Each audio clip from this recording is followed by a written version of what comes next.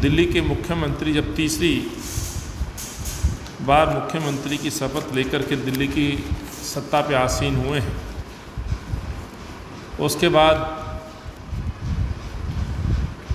जो दिल्ली की स्थिति बद से बदतर हुई, मैं उस स्थिति पर आपके माध्यम से दिल्ली की जनता की जो परेशानी है वो सरकार के समक्ष प्रस्तुत करने के प्रयास करूँगा। इस मानसून के दौरान दिल्ली की जो स्थिति उभर कर के आई है और कोविड के बाद बीमारी से जो दिल्ली ने भुगता है वो किसी से छुपा नहीं। दिल्ली के अंदर चाहे हम बेरोज़गार युवाओं की हम बात करें या हम महिला अपराधों की बात करें, तो मन में कई प्रश्न उठते हैं, लेकिन सवाल ये है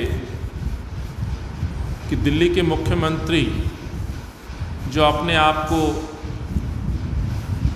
दिल्ली का बेटा कहते हैं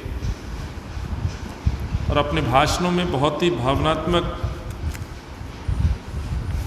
रिश्ता बताते हुए कोशिश करते हैं कि दिल्ली के संदर्भ में या दिल्ली की परेशानी को लेकर के बहुत चिंतित रहते हैं। हालांकि जब जब चुनाव आता है तो अपने बयान और बातों से भी वो पलटते हैं, मुकरते हैं। दिल्ली का कभी बेटा कहते हैं तो कभी अपने आप को बनिए का बेटा कहते हैं।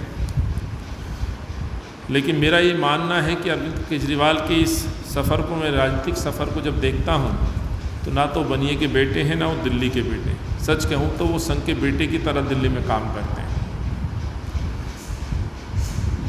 केजरीवाल साहब एक बार फिर 10 दिन के लिए दिल्ली से फरार है। कहा जा रहा है विपासना के लिए वो जयपुर में निवास करेंगे, जबकि दिल्ली की स्थिति ये है कि दिल्ली में औसतन प्रतिदिन 6 बलात्कार हो रहे हैं। जो आंकड़े बताते हैं, हमारे आंकड़े नहीं हैं, दिल्ली पुलिस और सरकारी आंकड़े हैं, औसतन 6 बलात्कार की घटनाएं दिल्ली में प्रतिदिन हो रही हैं।